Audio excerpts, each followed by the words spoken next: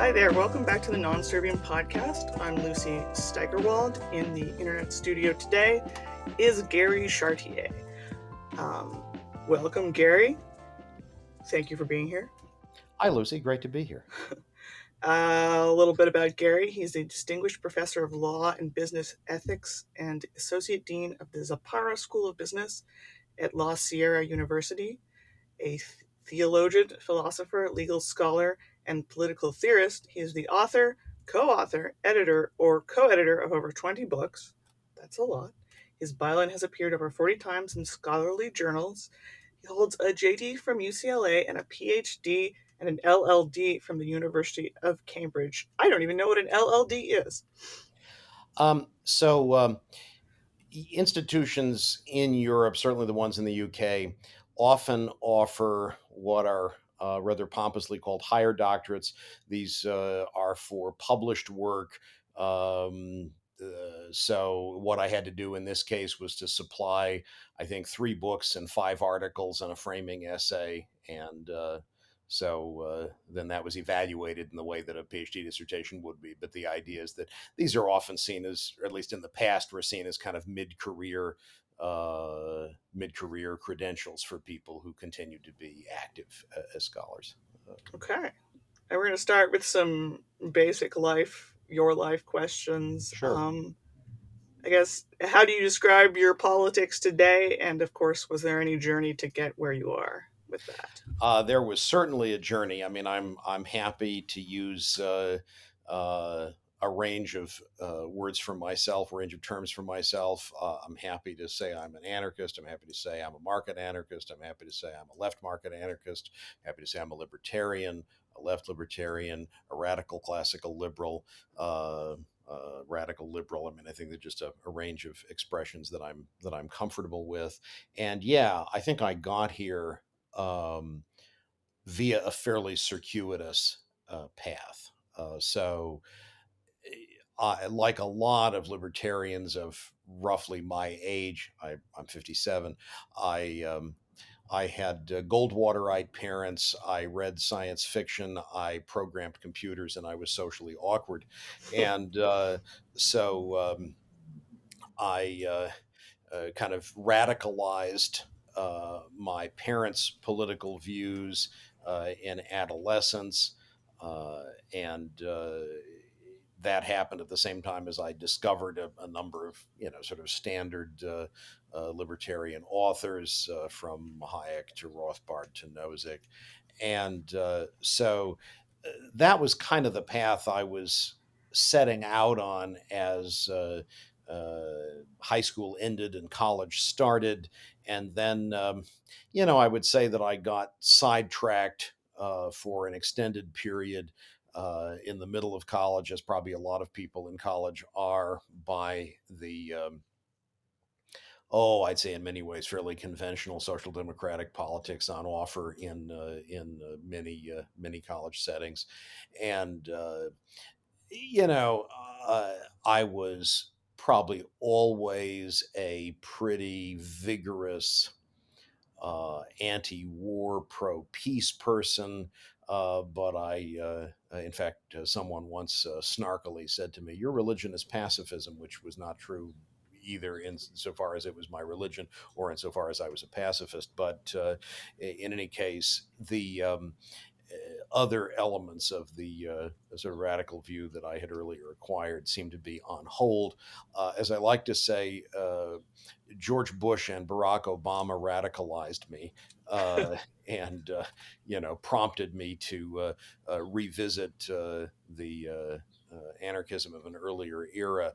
And at the same time, I think the discovery of the online sort of left libertarian subculture, including people like Roderick Long and Sheldon Richman, Kevin Carson and Charles Johnson, and all their glorious variety, Oh, yeah.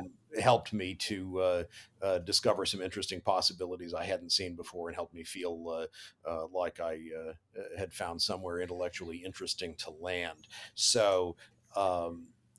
Yeah, there was a kind of homecoming that took a long time to happen, I guess I would say.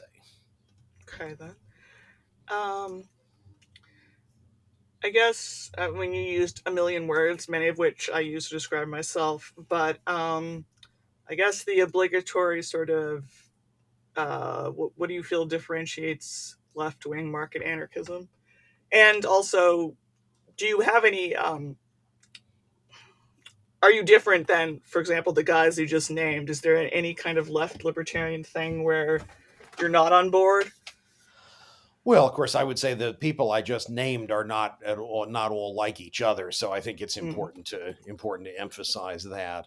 And my goal is not to kind of nitpick about the various sorts of disagreements I might have with any one of those people, with all of whom I get along well personally, but with each of whom I'd have something to argue about. What I guess I think. What's the best way to sum this up simply? Um, I think that look, the term left, the term right politically can be profoundly confusing and unhelpful in some contexts, and I don't. I don't want to die on the hill of any particular kind of use of words because we can hmm. always define and redefine terms if we want to. I think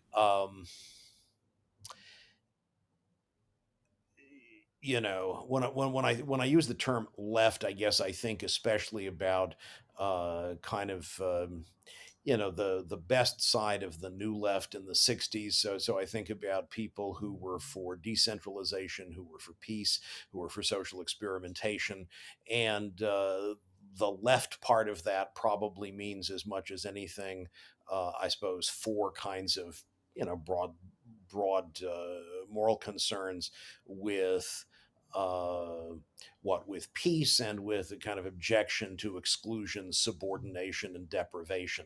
And I think there are ways of cashing those out, a number of different ways of cashing those out. But that's the kind of thing I guess I have in mind that I'm very uncomfortable with those varieties of libertarianism which point out that in a libertarian society, it ought to be, say, permissible to be in different ways exclusionary, and then go on to act as if we've really been waiting for the opportunity to exercise the opportunities to exclude and subordinate and so forth. And that's I guess something that tends to make me fairly uncomfortable. Yeah, there's a whole type of people who are waiting for that chance to Yes. make their exclusionary dream societies. Yes. Um, So were you yeah, I mean, I want I'm interested in openness, in social experimentation, and in undermining hierarchies. I mean, I think people hear that and think, well, does that mean a kind of rigid flattening out of social relations and social institutions? Surely not, but it just means I think creating. I'm an individualist, and I want to make sure individuals have opportunities to experiment and grow and express themselves. so jumping off of that? What? How do you feel you're different from a social anarchist? And presumably you've spoken to them in your life, and Sure. I felt like I was categorized as right wing when I speak to them just by, but I'm not, of course. No, you're not, and I certainly don't think I am. I, you know, I, I suppose the most charitable reading of that reaction I have is that I think very often, people who can be profoundly frustrated with various aspects of the status quo assume that if you say you are, as I certainly am, enthusiastic about the potential of markets along multiple dimensions to make human lives better, that you must be in favor of the particular kinds of market relations we experience right now. You can't look critically at those in various ways, and so you're just a sort of glib apologist for the status quo. And I don't think that's the case. It certainly doesn't have to be the case. Maybe there are people for whom it is, but so I think that obviously social anarchist again is an expression that can get used in all sorts of different ways, and I don't want to try to pigeonhole anybody, but insofar as social anarchist as a label involves conflation, as Roderick Long would have it, between genuinely open markets and rigged markets, between genuine kind of entrepreneurial business on the one hand and business in kind of cahoots with the state on the other. Then I want to say let's distinguish those as sharply as we can. Yeah, you might well find people who also think on some basis that exchange relationships of any kind are problematic, and we Hmm. just need to talk more about that. I don't think that's right. I think we need to have mechanisms, methods, norms for interactions with people who are strangers. We can't operate a complex in a complex society on the basis of face-to-face relationships with everybody. The famous socialist political philosopher Jerry Cohen tried to frame a set of moral intuitions about how to think about society in light of how some friends might function on a camping trip. And I just don't think that's right. I think that's not life is not a camping trip. And so I think the point of exchange relations is that they allow us to offer something of value to people, to give them the ability to act on their own reasons, but in ways that are mutually beneficial. That's not the way we want to organize all relationships. I certainly understand the concern that that might be problematic. We think maybe in an extreme case about someone like the early American anarchist Josiah Warren, who experimented with. Paying his children for behaving in certain ways. I mean, and I'm not saying parents should never find opportunities to compensate children for things, but he seemed to want to place his whole relationship with them on a financial footing, and that strikes me as bizarre. But I Hmm. think there are relationships of an arm's length nature that can genuinely be enhanced by market exchange. So I think there are social anarchists who think that pro-market types are apologists for the status quo. There are also folks who think exchange relations of all kinds are problematic, and I guess I want to tease apart, in the first case, the distinctions between genuinely open markets and if you will, corrupted ones, and I want to try to make a fairly vigorous case for the importance of exchange relationships in at least some kinds of social interactions. And I assume you have done that over your career on occasion. Yeah, though probably more in writing than in public debate. There's uh, a little book that AIER published a few years ago called "A Good Life in the Market," which is my attempt to spell out a kind of account of business ethics. It's a little odd that I've that's an area in which I have intermittently taught over a long time, but I only finally managed to publish something in that area in 2019. But maybe it's a distillation of thinking that I have done over an extended period. And of course, I enthusiastically encourage readers to check it out, listeners to check it out. Um, my attempted segue, something about no gods, no masters. Tell me Yes. about what is the thesis of Christianity and the nation state? You- Why, thank you for asking. The thesis of Christianity and the nation state is that um, states, and in particular, though not exclusively, states defined along national lines, um, are problematic. And while they have been defended often enough, um, by um, Christian theologians as important aspects of the created order. I want to suggest that social order is possible without them, and that in fact they're dangerous and violent and often objects of idolatry, and yeah, generally ought to be seen as troubling from a Christian theological perspective. So while a lot of the writing that I've done has been in the area of legal and political philosophy. My PhD was actually in philosophical theology, and I've done writing in that area over the years, and I kind of returned to that in the last few years to do, among other things, this book, which starts out by framing um, um, an understanding of human flourishing. It tries to show how liberalism is best understood as a kind of political theory. Obviously, classical liberalism in the broad sense, as a political theory that is calculated to make space for the expression of diverse forms of flourishing.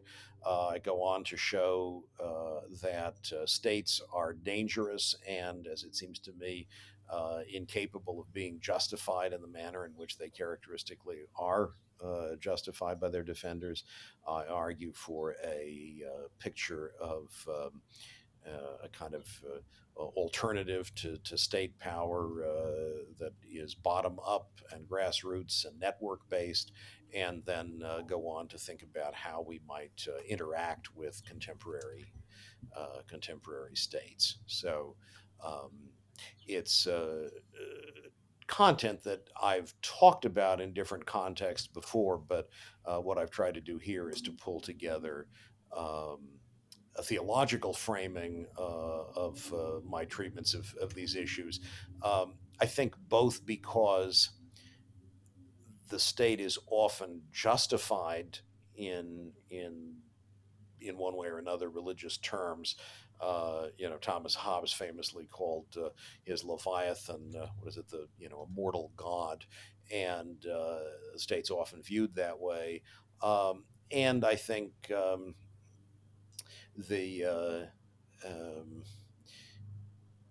even people who are sometimes very critical of the way in which state power is used in this or that context can find it reflexively easy to assume that states are basically good things that just need to be put in the hands of the right people, and so my goal is to try to dissuade them of that view. Um, Hopefully, various people pick up the book, but did you imagine your audience to be more Christians who might like the state, or anarchists who, are waving the no gods, no masters banner? Or, I mean, do you have an imagined audience that you're trying to convince in some fashion? Yeah, so I think probably I would have written a rather different book um, if my focus had been trying to argue to uh, anarchists of a religiously skeptical nature that indeed it's possible to view religious communities and convictions in a more positive light. I think I was writing first of all to folks uh, thinking within a religious frame who just reflexively assume that while undoubtedly there are reasons to be skeptical about this or that bit of state activity, nonetheless, it's probably important to hang on to the state as a basically good thing. And I think we often find ourselves, well, I often find myself at any rate encountering people who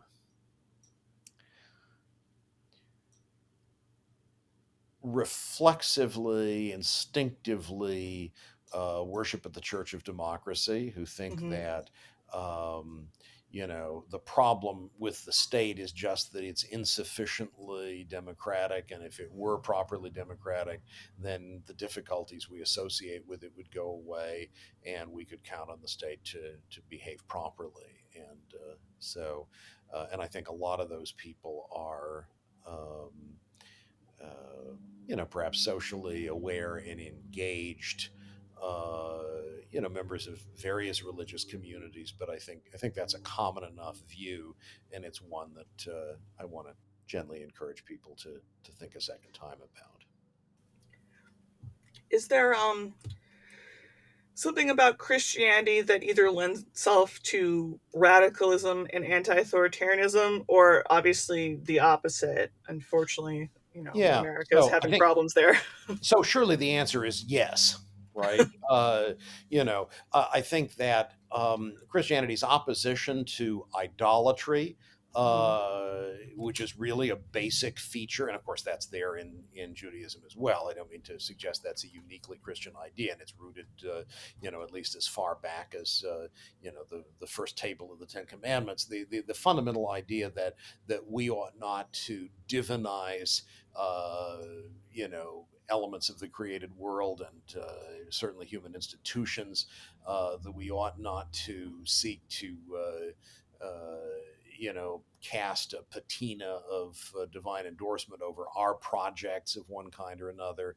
That's very deeply rooted in, I think, in Christian, and again, indeed, certainly in Jewish thinking.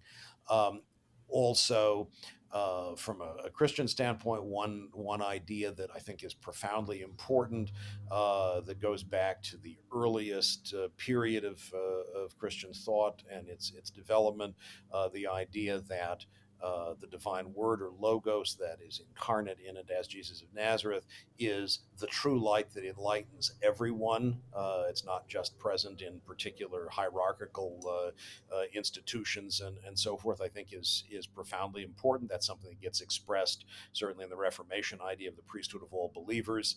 Um, I think natural law thinking, which has been very important, obviously in Catholicism, but in many strands of Protestantism as well, certainly invites sort of reflective, critical, creation-based thinking about social institutions, and so forth. So I think there are a number of things that are very important there. The certainly the idea of persons as made in the divine image suggests the importance of not violating those persons in ways that can serve as a bulwark against state power and so forth. So.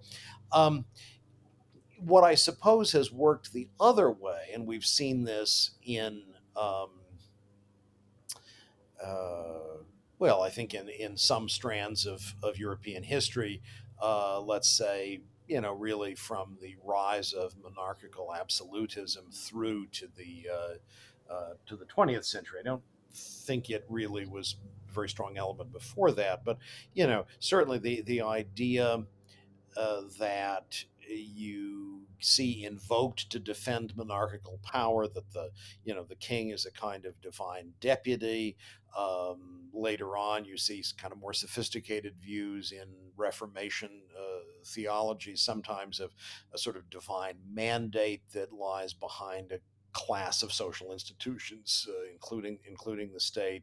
And so I have to spend some time in the book trying to show why I'm not finally persuaded by those. But I think those elements are there. So I don't want to suggest that it's a simple matter to move in one direction or the other. But I do think there is absolutely a radical critique of state power that it's not difficult to find, Mhm. certainly in various strands of Christian tradition. I mean, if your main guy was killed by the state, you already have a pretty compelling That example. yeah, that seems exactly right. No, I think the idea that the state is innocent, is basically okay, is tremendously difficult to square with the centrality of the crucifixion. I think you're absolutely right. So Yeah, I mean, I'd be out of my depth in some theocratic matters. But I almost want to ask you what you think "render unto Caesar" means. Your interpretation, because I've heard very interesting different interpretations of that Yeah. sentiment.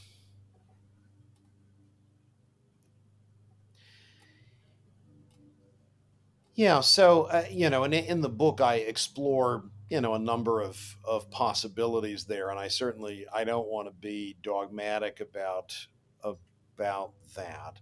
Um, what I guess I would say in part is that um, that's a so when Jesus says render to Caesar that which is Caesar's and unto God that which is God's, he's confronted by some people who are trying to trap him, Hmm. and they're trying to trap him.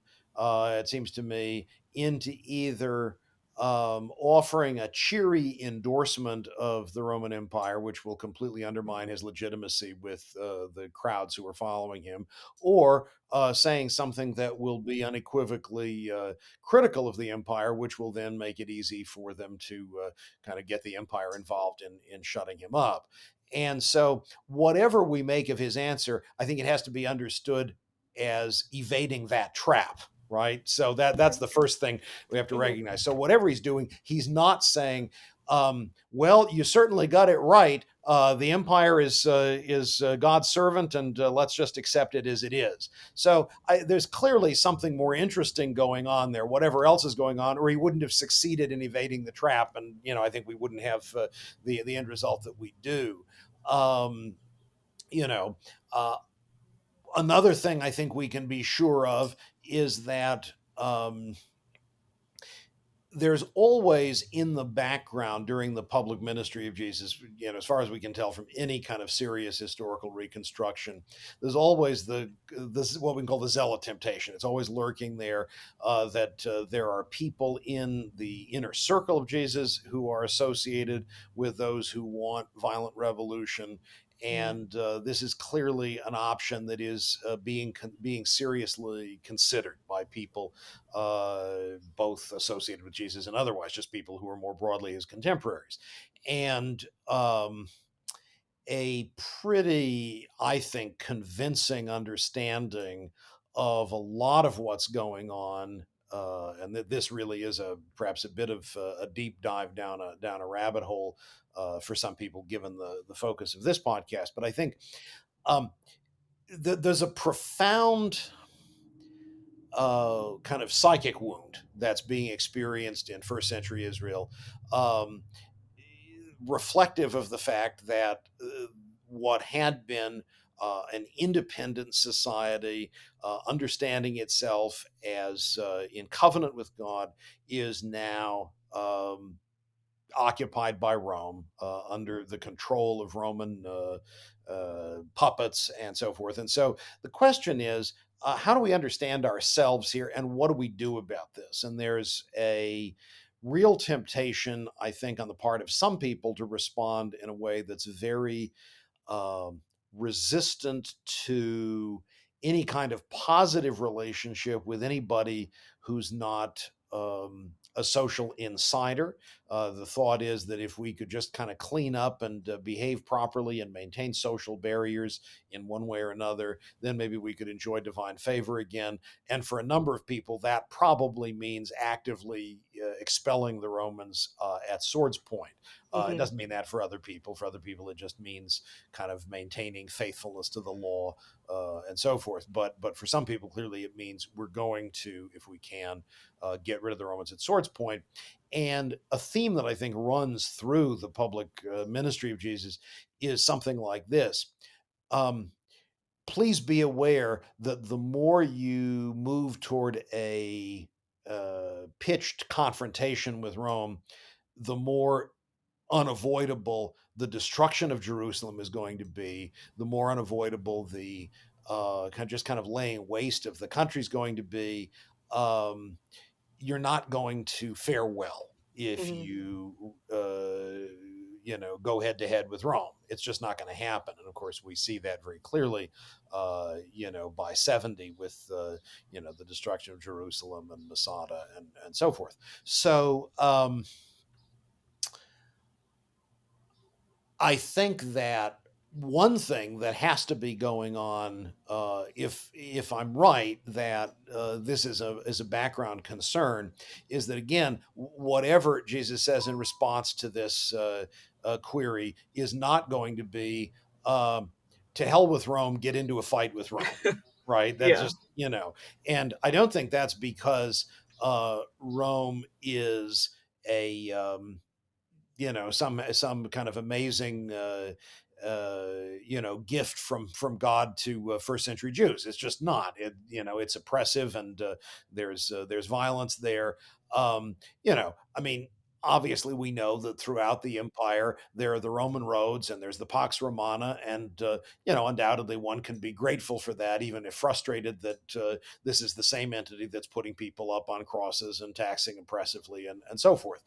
So it's you can appreciate the good while being frustrated with the bad, but I don't think we should ever think again, whatever is going on in that response on Jesus's part, that he's somehow cheering for the Roman Empire as a kind of divine you know representative or anything like that. I think there's going to be something much closer to don't get into a fight with Rome, and appreciate the benefits on a practical basis right now that Rome might be offering. That doesn't require you at all to think Rome is legitimate or it's not doing bad things. So I can say those things at the 40,000 foot level, and I would just say I think what is Caesar's and what is God's. It seems to me is deliberately ambiguous and is designed to lead the audience to think more.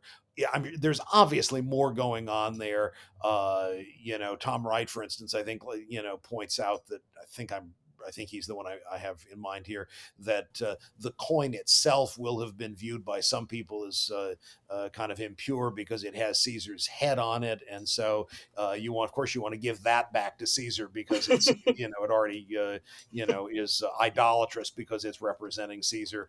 That might have been the view that some people had. So there are a lot of different things going on there, but the main things I'd want to emphasize are: number one, Jesus isn't isn't urging people to either engage in violent revolt or, on the other hand, accept Roman authority, and he's also, it seems to me, not insensitive to how dangerous it would be to confront Rome. Yeah, That makes him sound very accessibly human because, yeah, I think plenty an anarchist today thinks every revolution is going to go just swell, and that yeah. doesn't I'd seem. say the evidence does not support that view. It does not, sadly. I have seen. If I was going to guess, it's probably coming from people who aren't necessarily Christian, but Hmm, hmm. leftists, Democrats, etc. Usually, Yeah, when being frustrated by the religious right, will say things like Jesus was a socialist, for example, or they'll talk about him being a hippie, a radical. I mean, if I'm asking you about Jesus as the man you understand him to be, yeah, politically, kind of what would you describe him as? yeah. So again, I want to the first thing to be said, of course, is one thing we would be very foolish to do would be to anachronistically try to use, uh, 19th, 20th, 21st century categories to make sense of, first century political realities. I think Jesus is obviously, in some way, a political figure. And the reason I think we should think that is that the Romans execute him, right? Hmm. It's, I mean, I think there are people who, um, so we think about kind of 19th century liberal Protestants who seemed to think that, as Adolf von Harnack famously put it, Jesus was, the message of Jesus could be reduced to the fatherhood of God and the brotherhood of man. And you want to say, if that's really all that was going on, it becomes very difficult to see why anybody should have cared very much. Hmm. And why there should have been any tendency to respond with violence. Now, obviously, welcoming those who are in one way or another on the outs can provoke negative reactions, and people can be resistant to that and maybe even sometimes violent. But Rome would have been very hesitant, I think, to get involved in what was really a local dispute about, whether. Say religiously marginal Jews should be welcome to table fellowship. I think all of that stuff matters. I'm not trying to denigrate the importance of talking about the inclusiveness and welcome of the practice of Jesus. I'm just saying that whatever we say about the politics of Jesus, we ought to say in light of the fact that probably one of the things that is most certain historically is that the Romans executed him. Mm-hmm. And the Romans executed people because they were politically dangerous, not because they, were otherwise just, kind of annoying to local religious leaders. Um, and so the question then is, what exactly led to that? And I think that's a genuine puzzle. I don't think it's immediately obvious, because I do think that, as I was suggesting earlier, Jesus himself seems genuinely to have encouraged his contemporaries to not go head to head with Rome. Indeed. Part of I think his understanding of what Judaism ought to look like as a light to the nations, was precisely not to have a sort of hostile and combative relationship with Rome. And I think just practically and politically, he recognized that that wasn't going to work. Was Jesus a hippie? Well, I mean, he was an itinerant preacher who obviously, seems to have spent the first, few decades of life quietly, in an artisan's, world in Nazareth, and then kind of shifted gears for, some period, depending on how you sort things out, 1 to 3 years of public ministry, during which time he's traveling around. And so, in the nature of the case, isn't. While it appears probably there is a home base maybe in Capernaum, he's certainly traveling. He's itinerant in that sense. Maybe that's hippie-ish. Again, I think trying to sort of turn our categories back into the first centuries might be difficult. Um, I'm continuing to try to think about the question that you've effectively posed, in a more direct way probably than I try to maybe answer in a very focused way in the book. Exactly what was it that finally prompted the confrontation with Rome? Um, the It's obvious that um, the cleansing of the temple, which again I think is one of those things that seems pretty solidly rooted in any kind of historical reconstruction of what was going on with Jesus. The cleansing of the temple, the driving out of the money changers, and so Mm-hmm. forth. That story, the sense that the temple is not being treated as a as the kind of place it ought to be. We can argue about exactly what might be involved there. Clearly serves as a judgment on the religious establishment in Jerusalem, which prompts a lot of angry response. And, if it's right to say, there's some debate among historians about this, that only Rome could execute. And if you really wanted to execute Jesus, then certainly you're going to want to frame him to the Romans as a political agitator. But on the other hand, the Romans wouldn't have been interested if there hadn't been some sense on their part that there was something at least politically unsettling about him. So there's a really, I think, interesting tension there that I'm not sure I know quite how to resolve between, on Hmm. the one hand, the fact that I think Jesus didn't want a confrontation with Rome, and on the other hand, I think he had a vision of both Israel's society, first century Israel society, and of humanity's relationship to God in general, that certainly relativized the authority of the Romans, among others. And his willingness to talk in those terms certainly might have helped to give the Romans some insecurity, some uncertainty about what was really going on with him, and might have made it easy for them to buy into the view that the best thing to do to kind of deal with this local conflict was you know just to execute him and be done with it. So, how much of the execution was a consequence of the Romans' own direct perception that he was dangerous to them, which, of course, it's perfectly possible for him to be, even if he didn't want a violent conflict with them. I think it Hmm. still can be the case that what he was saying was delegitimizing them, even if he didn't want to fight them, and how much was a consequence of their desire to simply minimize an intra-religious conflict on the ground. I think is an open question, and I'm not sure I'm enough of a historian to answer. I'm an amateur. I can wander around it, but I think that's worth further conversation. Um, I just the beginning of your book. I'd like to read your whole book. You sent me the proofs, but at some point I want to get it in a form where I can highlight stuff. But even at the beginning, I think you get across that you are not a pacifist. And then you said earlier someone was trying to insult you, Hmm. sort of, by saying Yeah, your religion is pacifism, yeah, which to me isn't very insulting. But no, no, Jesus is called a pacifist, though, again, with my small knowledge, there's a handful of quotes that either symbolically or literally are not that.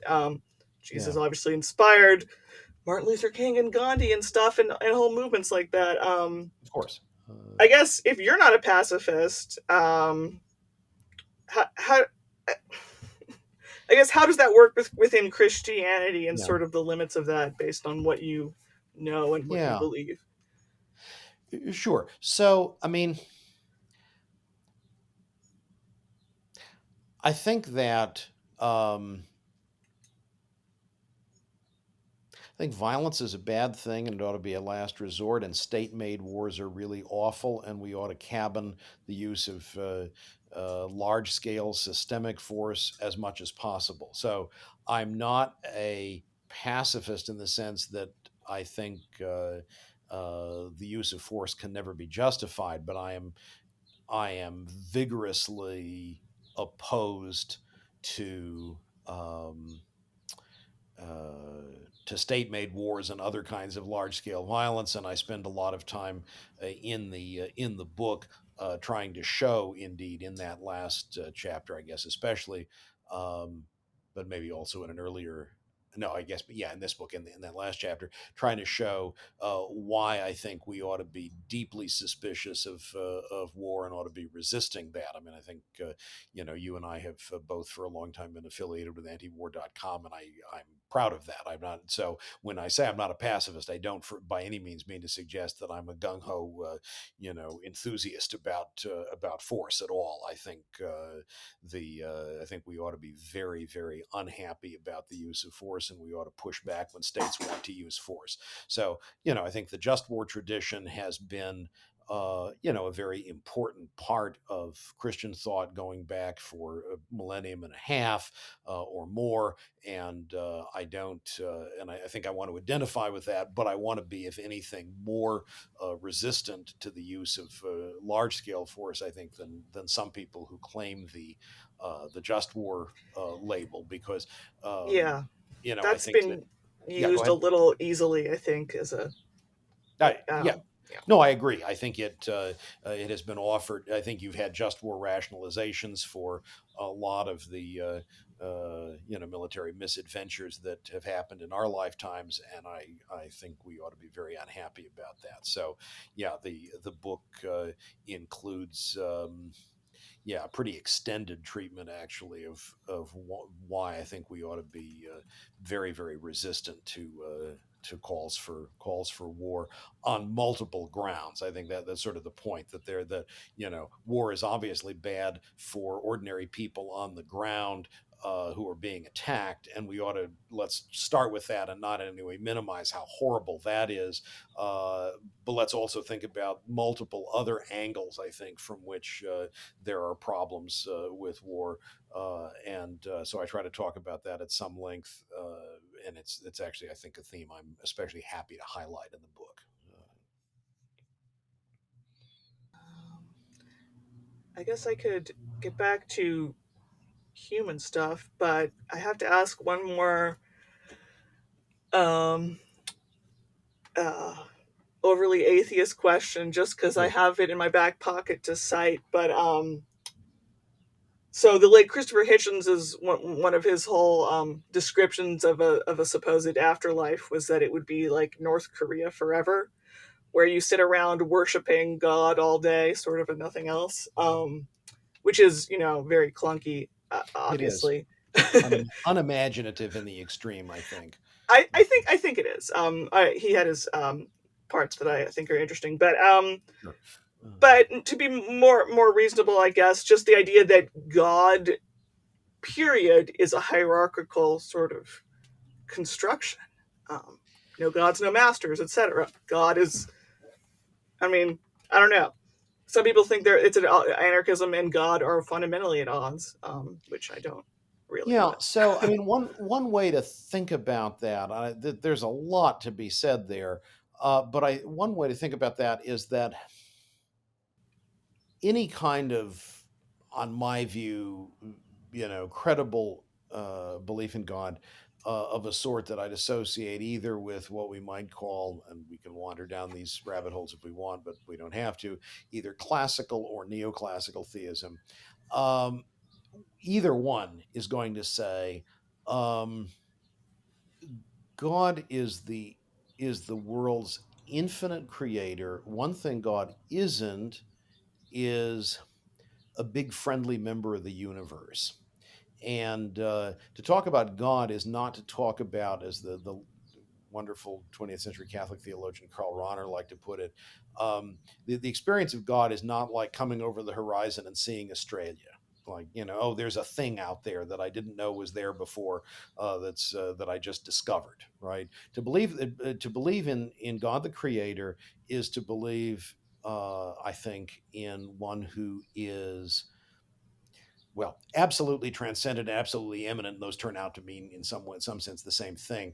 But who is what God is not, and this is the point about idolatry that I was trying to make before, localizable. God isn't a thing somewhere kind of in your visual field. And so I think the worry about hierarchy and the worry that I get in the kind of observation that Hitchens snarkily makes there, I think often seems to suppose that God is, as it were, in competition with creation for our attention. And God is a kind of, again, this is one of my graduate school professors. This is his language. I think a big friendly part of the universe. Whereas to believe in God, as I think Christians and Jews and Muslims, and I'm sure this is also true in theistic Hinduism, but I hesitate to speak on behalf of folks there, is to think, no, the universe is, however enormous it is, ultimately it's finite and it's rooted in God who is infinite.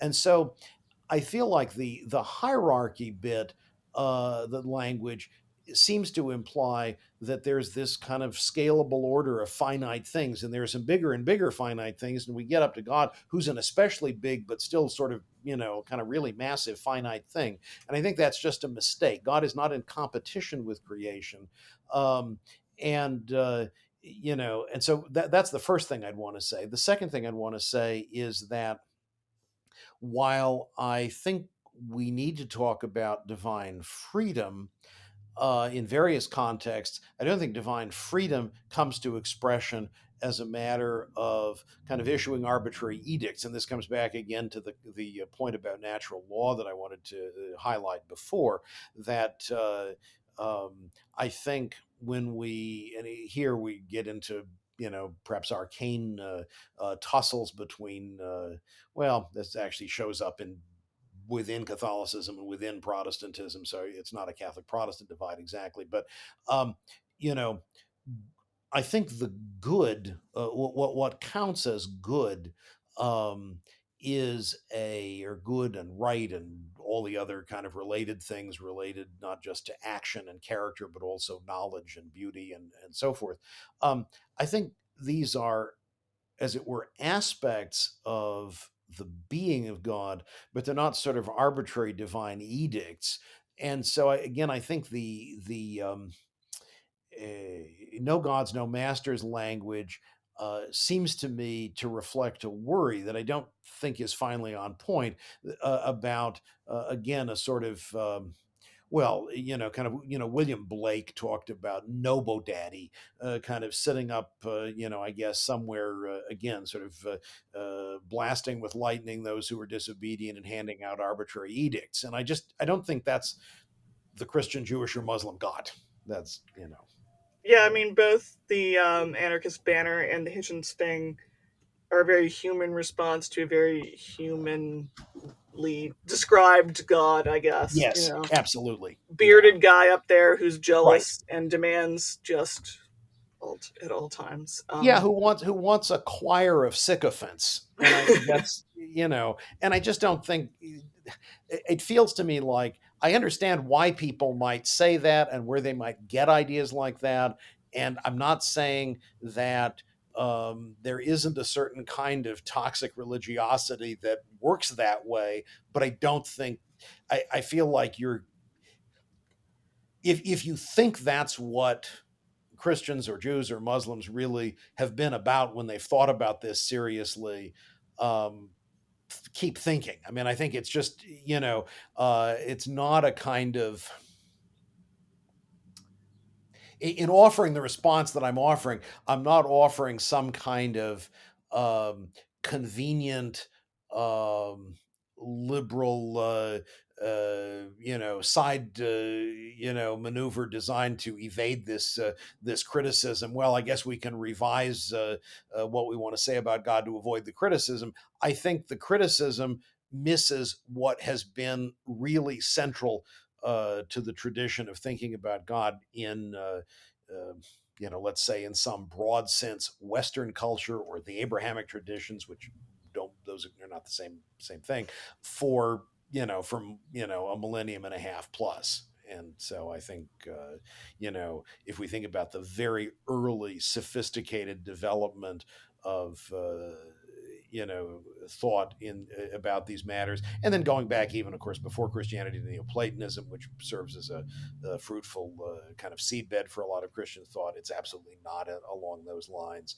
Um, you know, so I don't want to say for a moment to somebody, look, ignore how uh, perhaps stressful and, again, toxic some particular religious environment may have been for you. But I really want to say your only alternatives are not um, either imagining religious belief of the kind that Hitchens describes, or accepting atheism. The tradition itself is richer and more interesting. Yeah, there's nothing else. There's more there. Um, just because you mentioned it, I'm curious. You were saying that Catholicism is more natural law is more involved in Catholicism. That idea, and I don't actually know about if that. Can you elaborate on that Yeah, at all? Just because I'm curious. yeah.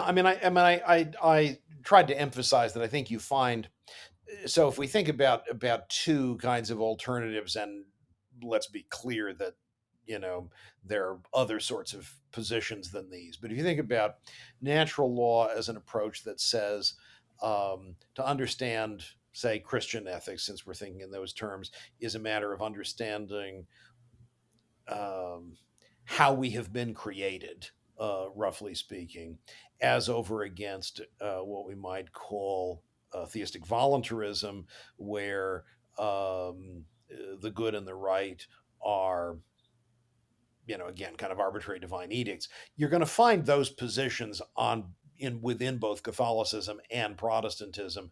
I would just say that the most fully developed kind of natural law position is probably that in one way or another is connected with Thomas Aquinas and Catholicism. Hmm. Aquinas, of course, draws on Aristotle, and then many later Catholic thinkers draw on him. Are there Protestants who draw on Aquinas? Absolutely. Are there Protestants who think in natural law terms that might be a bit different from Aquinas's? Sure, absolutely. But I think, and is that voluntarist idea there in Catholicism? Sure, the most, probably the best known voluntarist thinker, early voluntarist thinker might even be William of Ockham, who's certainly a Catholic thinker, a Franciscan thinker. But we often think about that sort of view as coming to expression, say, in a certain strand of Reformation thinking later. So I don't think you can say one is Catholic and one is Protestant. They're present on both sides. I Hmm. just think probably natural law thing has gotten more attention on the Catholic side. Okay. Because every time I, see something about Catholicism that I don't care for, but then every time I've ever learned about some cool old peacenik type, or various radicals, so many of them are Catholics, and Yeah. I'm find myself surprised every single time. And I'm almost more surprised because I associate Catholicism with um, a rather bureaucratic and earthly institution along with the religious questions. Hmm. So I Hmm. find that I'm still kind of baffled by that, I think. Yeah, and undoubtedly there would be historians and others who would be more interesting and better informed conversation partners for you on that topic than I would be. But I would just say that. Um, Maybe the most important thing to remember about Catholicism is that it's big and it's old. And because of Hmm. that, there are going to be a lot of different, kind of options and possibilities that come to expression there. And so obviously there's a bureaucracy, in a sense, the Catholic Church's bureaucracy. I've often reflected on this, is maybe the single oldest continuously operating bureaucracy on the planet. And, I imagine really, so. I mean, yeah.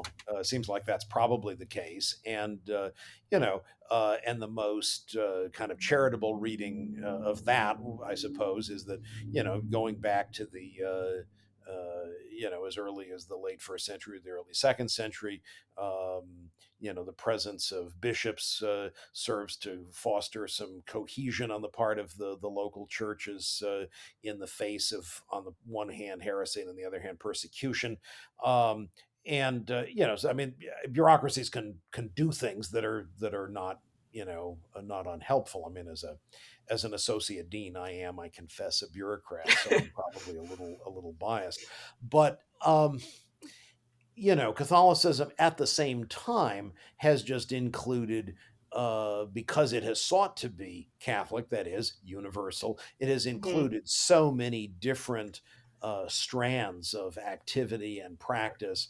And, obviously, sometimes those who are thought of as, uh,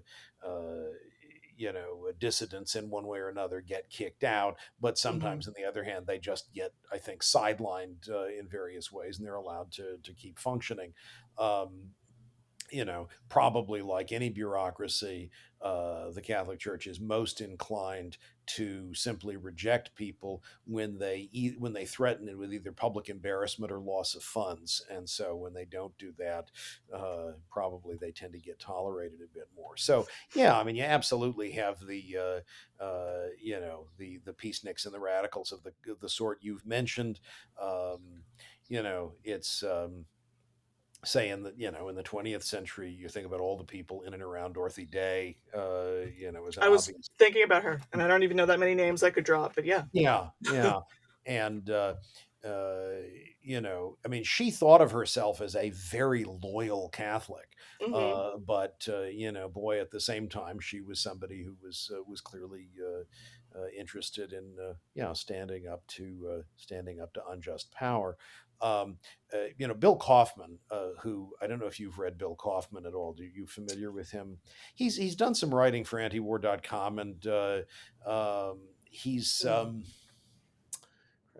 I'm going to blank on the titles of all of his books right now, but Bill is Catholic, and he's written about various, I think, probably Catholicism related topics in the course of his many really elegantly crafted essays. He's written a lovely little essay about Dorothy Day, locating her because I think she's often seen in the U.S. political context as a sort of conventional lefty, and he writes an essay locating her instead in relation to the much more distinctively Catholic, whatever you think of it, distributist position. It's an essay called "The Distributism of Dorothy Day," which can be found in various places online. I know because I wrote an introduction to one online version of it. But anyway, so anyway, I think what's interesting about Dorothy Day in relation to what you said, right, is that she really is someone who wants to be a radical on the one hand, and on the other hand, is absolutely inclined to think of herself as a very loyal participant in church life, and there are lots of those people. I think Catholicism makes room for them to a surprising degree. I think there is a tremendous amount of variety, even allowing for the existence of that bureaucratic structure that you've highlighted. Yeah, I mean, at this point, I'm more on the side of the current pope a lot of the time than some trad Catholics, as we say. So, nothing is, I don't know, it's always surprising, I guess. There are always surprises, indeed. Yeah, I guess there are different sorts of trads, but I've certainly been watching with real interest um, the the increasing enthusiasm, in some circles for integralist positions, which look, I'm sure can take different forms, but certainly feel like they very often uh, involve the attempted kind of reestablishment of some sort of Christendom of political Catholicism in a way that feels dangerous. And of course, we see that at the same time on the Protestant side with something like Stephen Wolf's "The Case for Christian Hmm. Nationalism." Yeah. There's clearly a lot of that going around. Let's say. Yes, which I was going to ask you, you just handed me my segue to, I don't know, is that actually increasing? I mean, various polls claim that more Republicans are more in favor of theocracy, whatever that means to them and stuff. Okay. And I don't know if you have any thoughts about countering that with, saying Christianity doesn't have to mean the case for Christian nationalism type things. Yeah. Um, yeah. Obviously, I wrote this book on the view that it doesn't have to mean that, and one of the subheadings in one of the chapters in this book, it's probably the fourth chapter, but I don't remember right now, is on not building a Christian state, and I think. One of the reasons I wrote the book, right, was not just because I wanted to think theologically about some things that I had been reflecting on from other angles before, but because I do think this sort of view is, by this sort of view, I mean, whatever it is that Catholic integralism and Protestant Christian nationalism have in common, does seem to be whether it's more common, I don't know, but it's certainly getting more attention. Let's Hmm. put it that way, and it does feel to me like people who are frustrated in various ways with what they see as the inadequacies of the existing political order are are definitely more open to thinking in these terms. And I and I think that there are people probably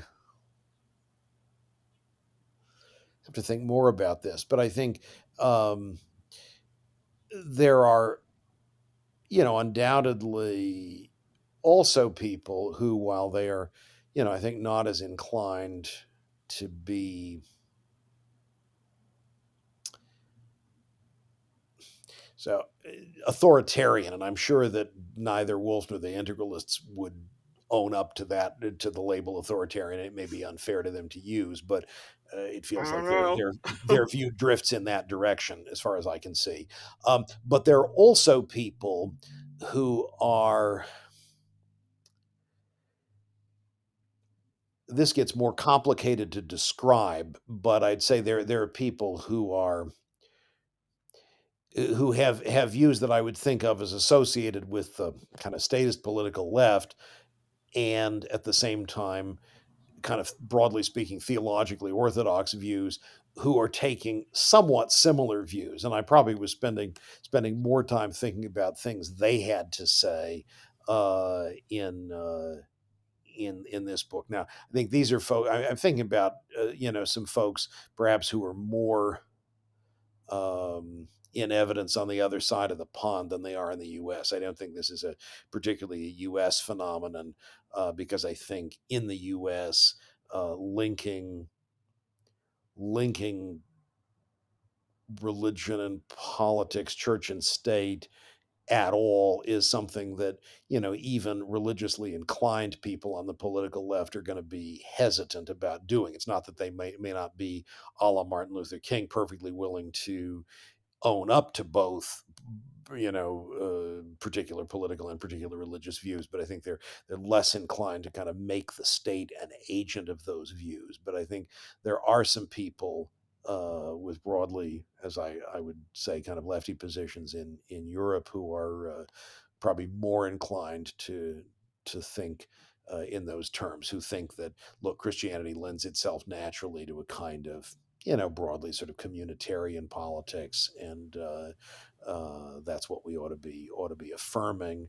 And since in Europe, it's, to many people seemed perfectly natural that there should be overtly, say, as there often are in continental Europe, overtly Christian political parties, the various Christian democratic political parties that we find in both Western and Central Europe.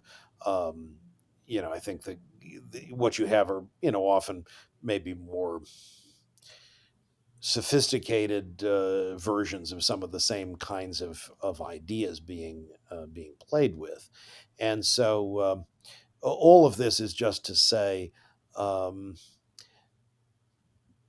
in arguing, so I'm arguing against state authority, but really in the book, that first chapter in which I'm arguing for liberalism is really important to not to be skipped, because all of these views are kind of anti-liberal views. They're all Mhm. views that are, I think, interested in various ways in kind of using state power to foster a particular vision of the good. And so I think it's especially important to explain why I think that's undesirable, which I think I do in several different ways, about the importance of social experimentation, the genuine diversity of real human goods, and then real problems with the use of force, that I try to highlight, all of which I think give us reasons to resist that kind of approach.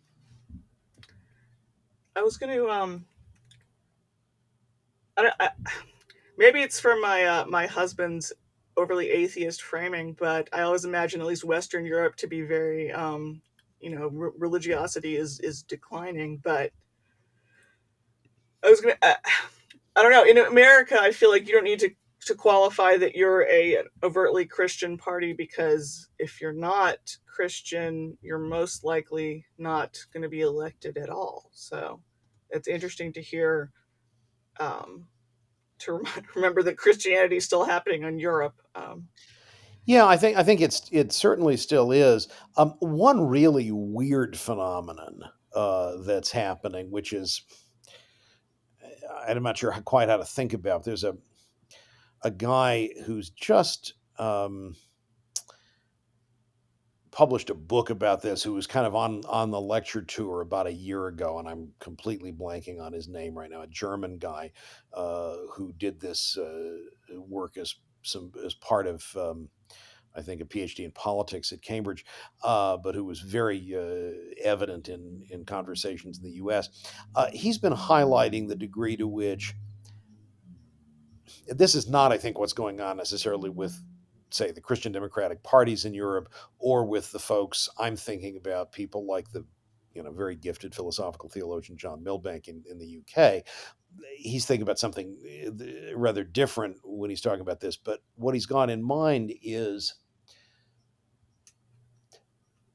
a striking current phenomenon in which political figures who are pretty clearly themselves non religious, quite possibly atheists, identify affirming Europe's Christian heritage as a way of standing up against the Muslim hordes. It's something Mm-hmm. like that. Sure.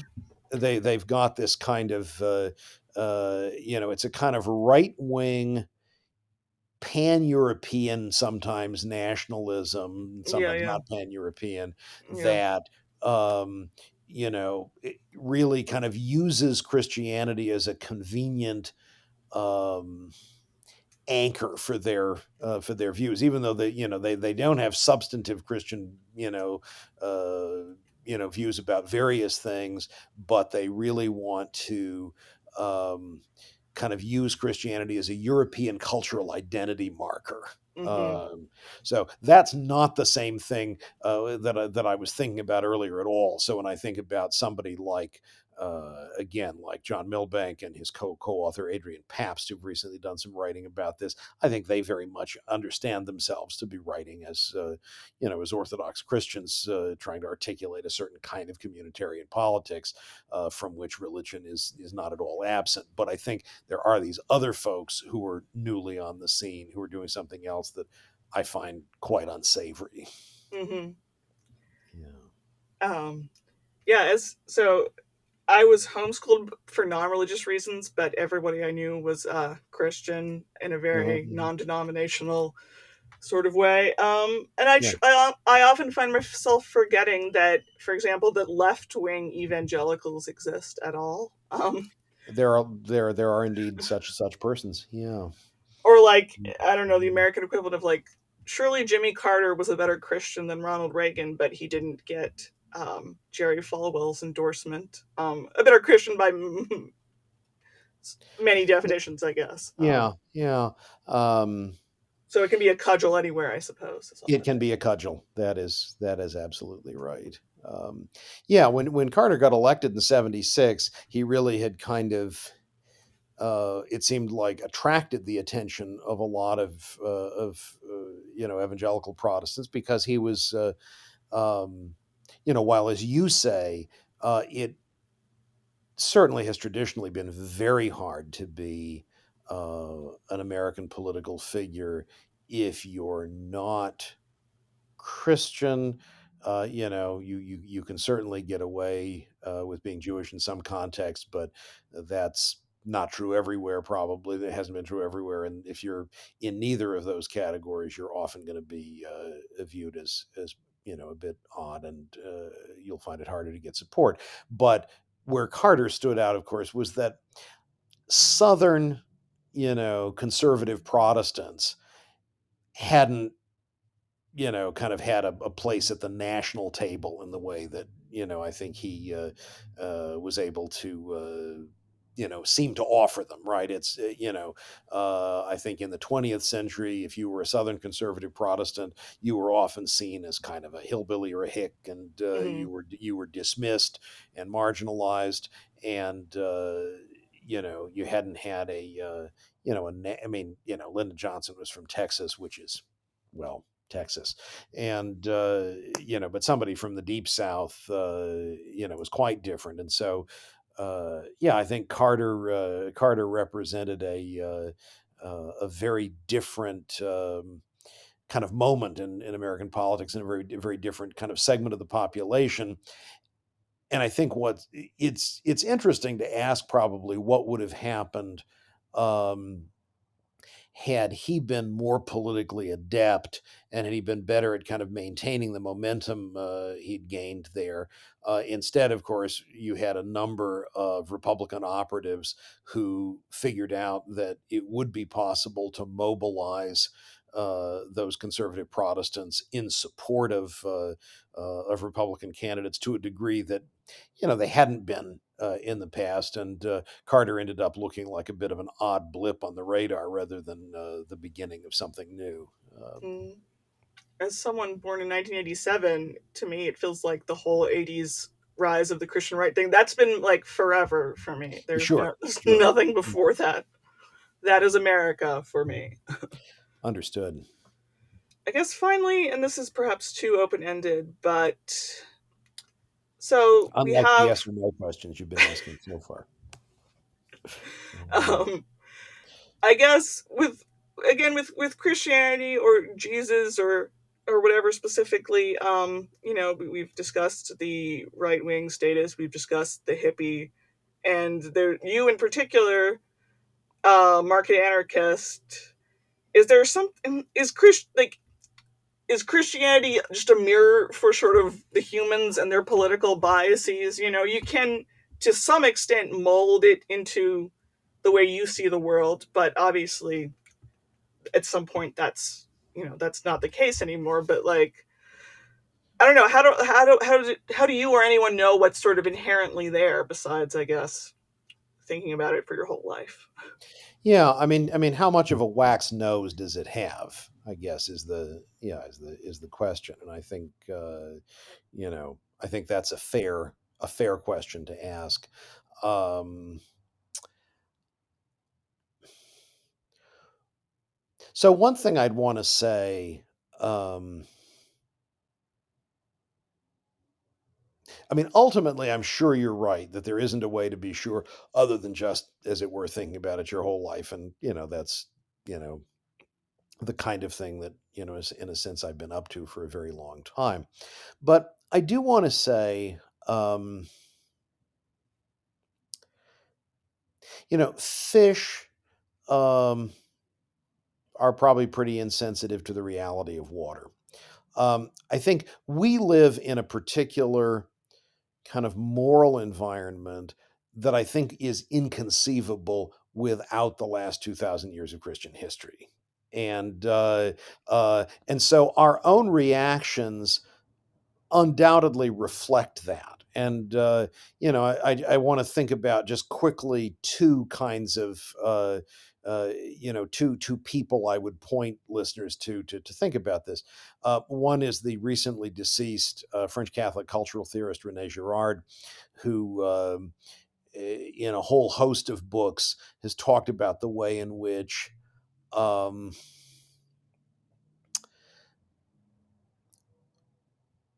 Christianity served to delegitimize in a profound way what had otherwise been a really common cultural phenomenon of using scapegoating to foster social solidarity, picking on finding a victim and picking on the victim, and we all kind of solidify around our rejection of that victim, and the way in which, for Girard, the death of Jesus fundamentally undermines the ability to do that, because the victim can't be viewed the same way if the victim is God incarnate, and so Girard argues in a whole host of books that over the course then of the next 2,000 years, that's had revolutionary effects, I think, on Western culture and Western moral consciousness. Um, on a more mundane level, focusing not on that kind of really sort of very big picture thing.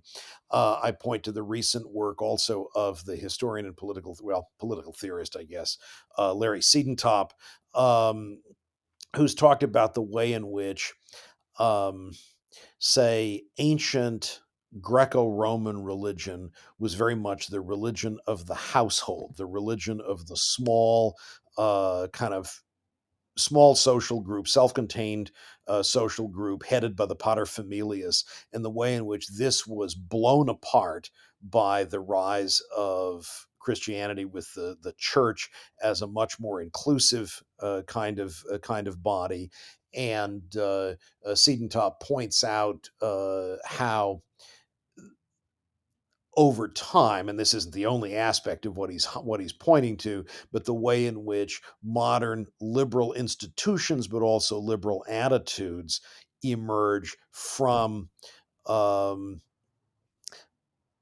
both the kind of the ideas that are in play in early Christianity, but also the church's interaction with the state in medieval and later periods in Europe. And so, um, if these kinds of points are right, and obviously people can contest them, I'm not suggesting that either of these authors is infallible, but the attitudes that we bring to, that we kind of take for granted with regard to, the broad liberal political tradition, are ones that are indistinguishable from, inseparable from, in some sense, their roots in this Christian heritage. And so it may be that, yes, we are, um, we're in one way or another tempted to twist the tradition's nose in this direction or that direction, but the very temptations that we have probably are much less pronounced than they would be if we weren't already immersed in a kind of moral and intellectual world that's shaped by that tradition. And so that may make the gap less dramatic than it would otherwise be between where the different options we might consider. I That's really just a very general throwaway observation, but maybe one to start a further conversation at some point. Indeed. So you started off talking about how you changed even since the presidencies of Bush and Obama, but I'm curious if you changed on anything in even more recent years since then, like politically, etc. I'd say the most important change, maybe on political matters, that I've made in more recent years has just been, I think, to be more modest, circumspect, and humble about, um, making factual claims and predictions. I think there probably was a point at which I thought it was obvious that I knew exactly, what could be expected in light of, adopting the right institutions. And I want to be more humble, intellectually than I probably was at that point. I can say, I like very much the idea of small scale, decentralized, widely distributed economic production, for instance, but I'm less confident probably than I would have been a decade ago that I know exactly what, kind of eliminating, state mischief would mean in terms of, how likely we'd be to get that versus some other things. I think it's devilishly complicated, Hmm. and so I want to be aware of my own cognitive limitations to a degree that I might not have been, uh, in years past. Well, that's probably a good thing, I would assume. Yeah, Humbleness hope for so. all. I suppose I should have asked you in advance, but can you give me three media types, and you can take as long as you want, books or anything else that is required reading for our listeners, kind of along the lines of what we've talked about, like what should people check out if they're intrigued, besides your book, of course. Oh, besides my book, bummer. Hmm. Okay. Um, Yeah, that's a really um, that's a really good question. Yeah, I certainly find myself devouring lots and lots of different things, and it kind of depends in part on which which rabbit hole you want to go down. I've tried to sort of nudge people um, to think about very different ones. Um, huh. What what do I really really appreciate? So, um, the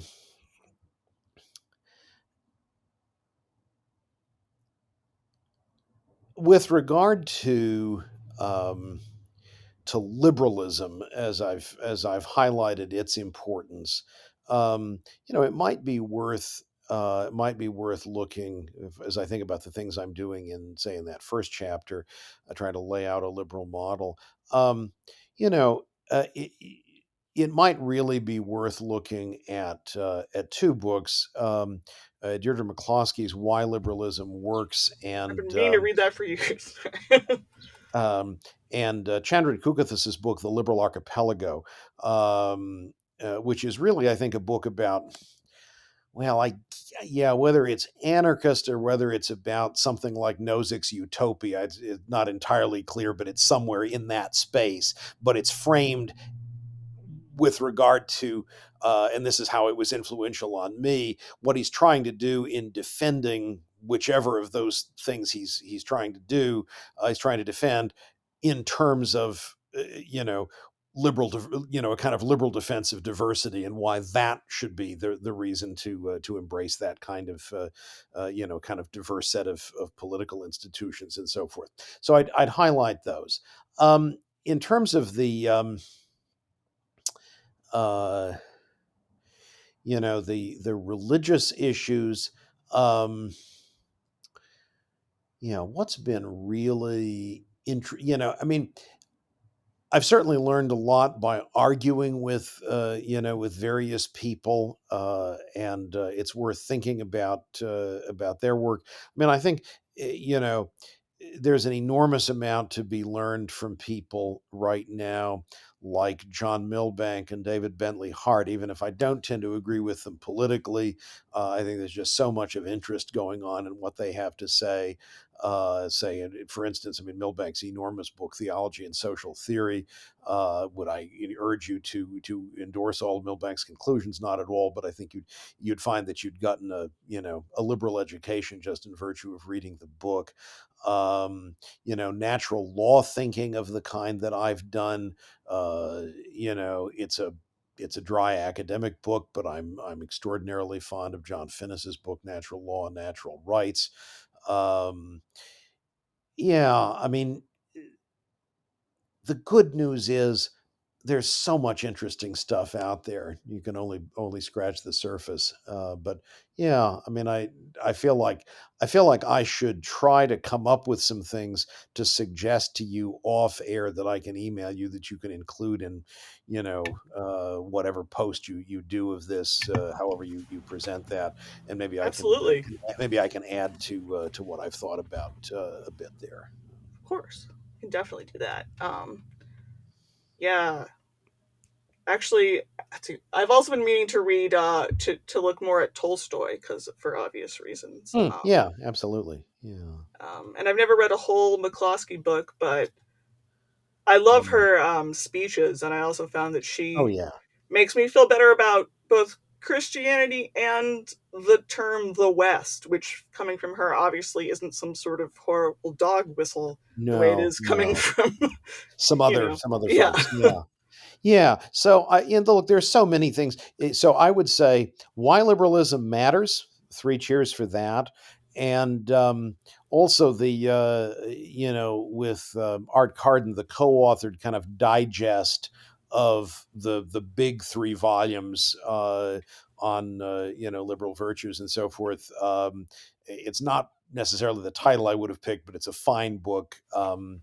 Leave Me Alone and I'll Make You Rich, which is a quite easy read and kind of captures in one fairly short book what those three big long books try to do in more depth.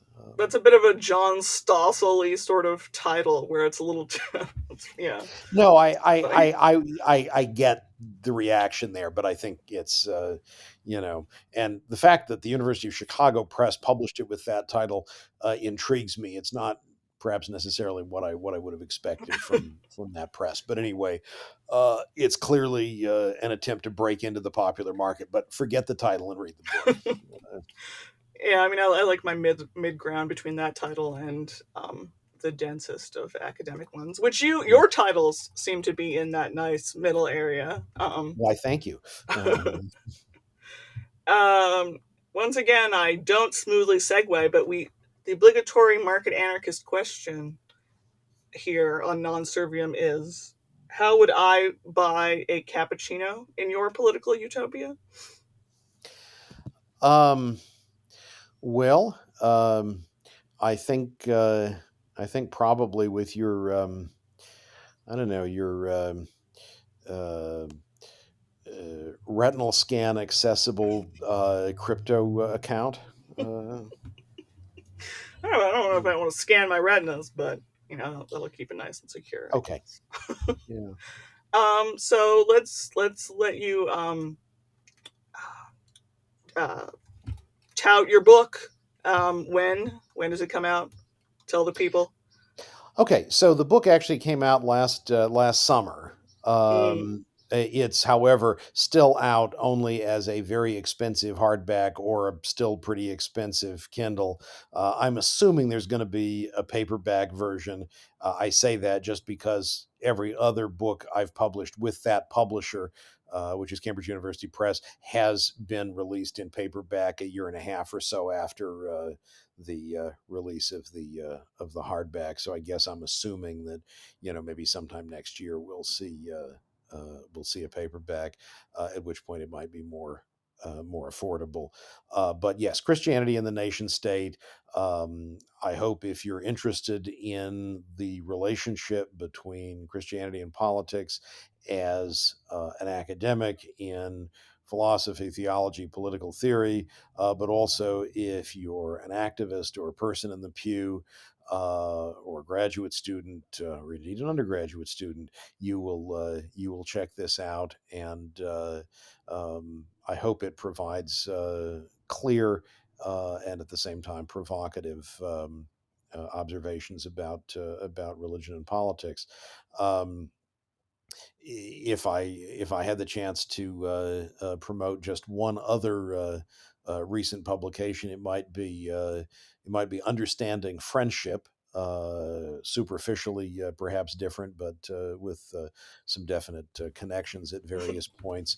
An attempt to finally, after well, roughly 30 years of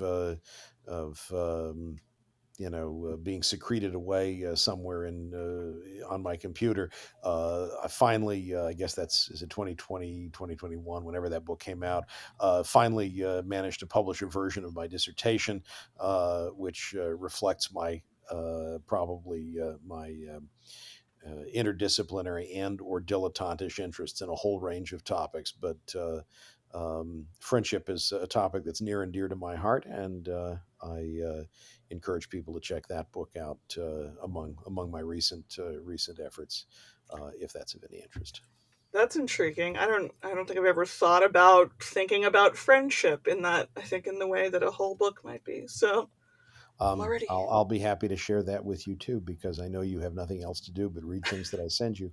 Um, well.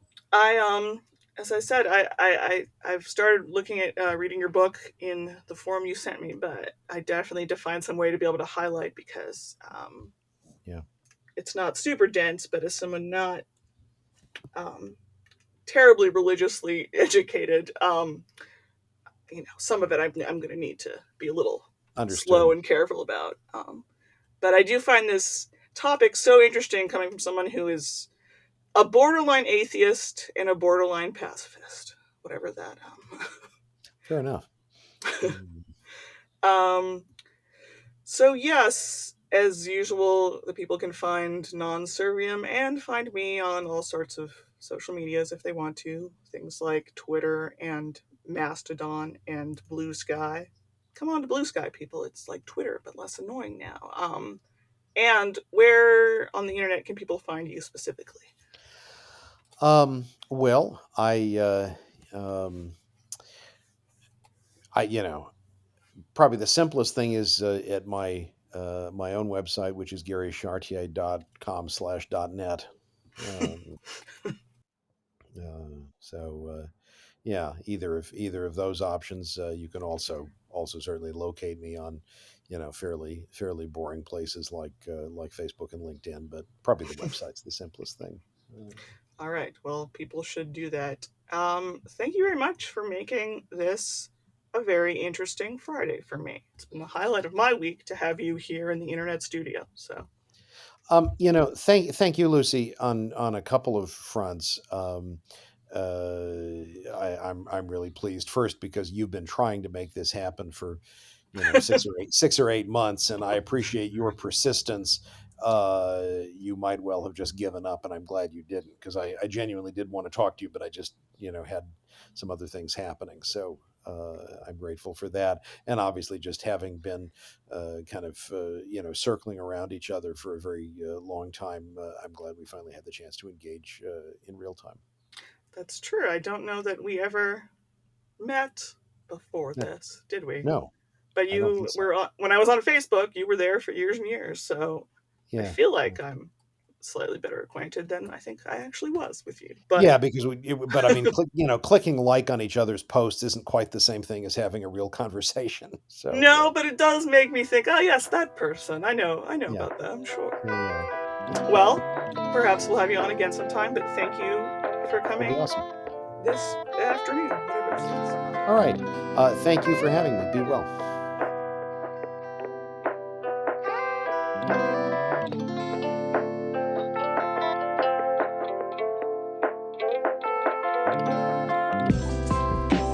You're listening to the Non-Serviam Podcast. If you enjoyed this episode, why not subscribe over on our YouTube channel or your favorite podcast platform.